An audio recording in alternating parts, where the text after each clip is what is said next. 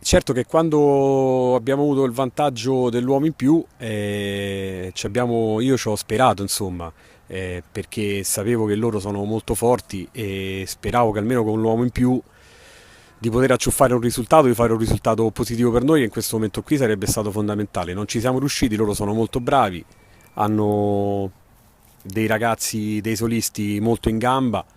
E è chiaro che quando poi li metti tutti insieme, loro sono sinceramente più forti. Ma noi abbiamo dei bravi giocatori, era importante per noi stasera fare il risultato proprio perché si è accorciata la classifica e quindi sarebbe stato importante raggiungere i 3 punti. Per questo dicevo che quando loro sono rimasti in 7, giustamente, allora io ho pensato di poter fare il risultato. Adesso è sempre complicato, però noi tre squadre siamo lì, noi Gem e Peperino. La prossima per noi sarà assolutamente fondamentale, è una partita penso alla nostra portata.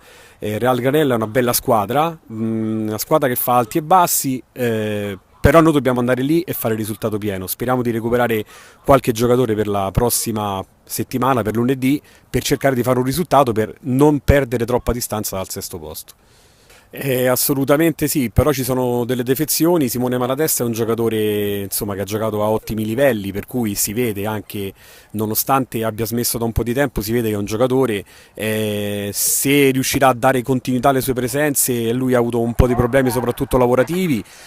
Superando queste problematiche si spera di averlo insomma, più costantemente con noi, però noi abbiamo anche altri bravi giocatori lì davanti, non ultimo per esempio Simone Feola che stasera non è potuto venire per dei problemi fisici, è mancato Liotti, è mancato Indelicato, insomma ce n'erano diverse di defezioni oggi. Speriamo di recuperarne alcuni che non sono potuti venire per problemi fisici quest'oggi e speriamo che vada meglio la prossima. Grazie al presidente Villani, alla prossima. Grazie a voi.